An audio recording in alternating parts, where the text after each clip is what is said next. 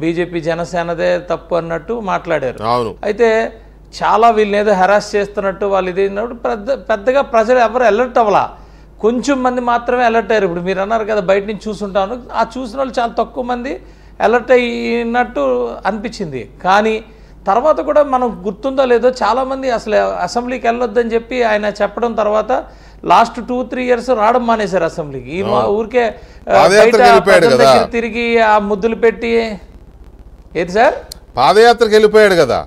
ఏదండి అదే పాదయాత్రకి వెళ్ళిపోయి ఇవి ఏమవుతుందంటే పెద్దగా నెగ్లిజిబుల్ అయిపోయినాయి.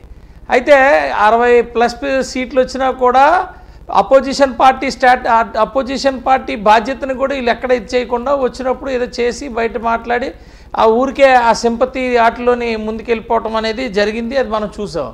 అయితే ఎప్పుడైతే అధికారం వచ్చిందో అధికారం వచ్చిన తర్వాత మామూలుగా లేదు, ప్రజలు రోజు కూడా ముక్కును వేలేసుకునే పరిస్థితి తీసుకొని వచ్చారు. మీరు అన్నట్టు గఫూర్ గారు అన్నట్టు సాఫ్ట్వేర్ అలాగా అది ఏంటవుతుందంటే అది టోటల్గా వైరస్ సాఫ్ట్వేర్, అదంతా టోటల్ వైరస్ పట్టేసిన సాఫ్ట్వేర్. మనం ఏం చేయగలుగుతాం? అది అలాగే ఉంటుంది. ఈరోజు అంటున్నా, ఈరోజు ప్రజలు అర్థం చేసుకున్న తర్వాత వీళ్ళకి అపోజిషన్ స్టేటస్ కూడా ఇవ్వడం మానేశారు.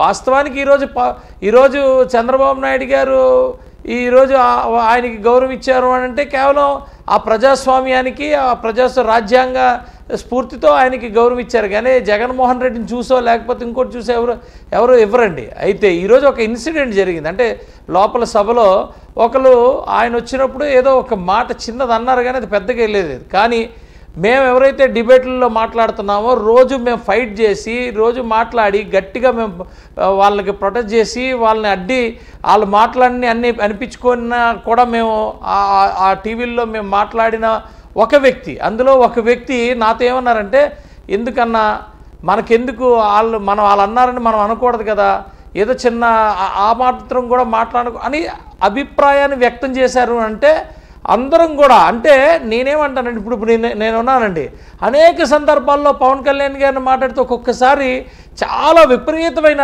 బాధ, ఆ బాధలోంచి కోపం విపరీతంగా వచ్చినా కూడా మేము ఈరోజు ఆయన వచ్చిన తర్వాత కూడా మేము ప్రజాస్వామ్యబద్ధంగా రాజ్యాంగబద్ధంగా మేము చాలా కంట్రోల్గా ఉన్నాం.